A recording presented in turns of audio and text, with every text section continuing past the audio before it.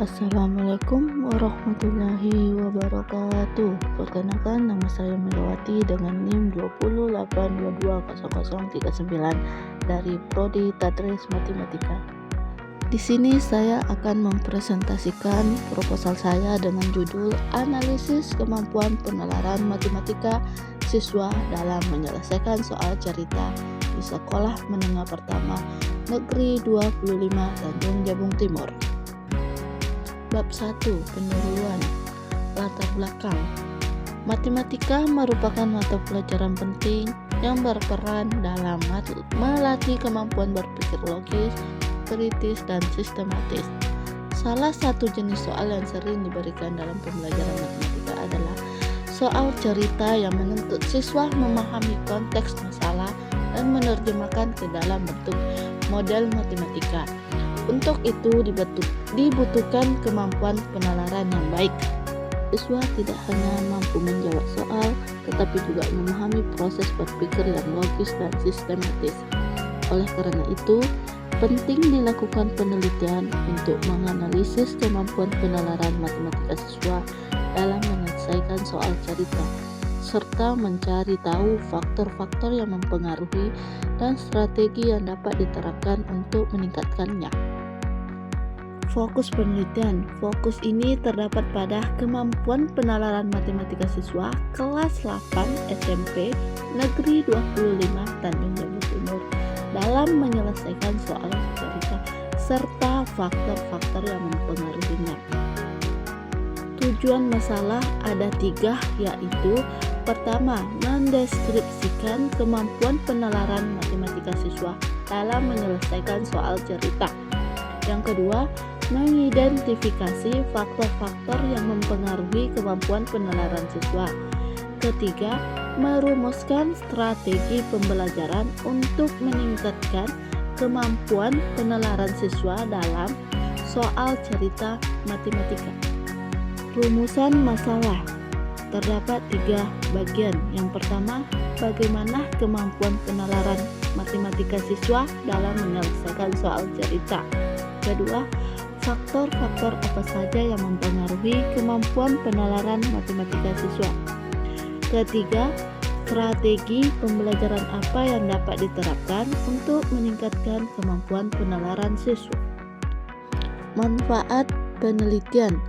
Secara teoris, hasil penelitian dapat memperkaya kajian tentang kemampuan penalaran matematika siswa dalam menyelesaikan soal cerita. Sedangkan manfaat praktis terdiri 2, yaitu siswa untuk meningkatkan kemampuan berpikir logis dan sistematis. Yang kedua, guru sebagai bahan evaluasi dan acuan dalam merancang pembelajaran yang lebih efektif. Bab 2. Kajian teori. Yang pertama, pembelajaran matematika. Pembelajaran matematika tujuan membentuk pola pikir logis, kritis, dan sistematis. Selain kemampuan berhitung, siswa juga perlu memahami konsep dan mampu memecahkan masalah konseptual seperti soal cerita. Yang kedua, penalaran matematis. Penalaran matematis adalah proses berpikir logis untuk menarik kesimpulan berdasarkan pola atau informasi yang ada menurut Dahlan 2011. Indikatornya meliputi mengajukan dugaan, menyusun bukti, menarik kesimpulan, dan memeriksa kebenaran. Yang ketiga, soal cerita matematika. Soal cerita menyajikan masalah matematika dalam bentuk narasi kehidupan nyata. Soal ini menuntut siswa memahami isi soal, mengubah menjadi model matematika, menyajikan secara logis menurut Raharjo 2011. Studi relevan. Yang pertama, Melissa Firdaus. Yang kedua, Ari Dwi Laksono. Yang ketiga, Yuni Aprianti dan Luffy Silviana Santi. Keempat, Delima Meilinola. Yang kelima, Irma Yanti. Bab 3. Pertama, pendekatan dan metode penelitian. Penelitian ini menggunakan pendekatan kualitatif deskripsi yang bertujuan untuk memahami secara mendalam fenomena yang terjadi di khususnya kemampuan penalaran siswa matematika. Yang kedua, setting dan subjek penelitian. Penelitian ini dilakukan di SMP Negeri 25 Tanjung Timur dan subjek penelitiannya adalah siswa kelas 8.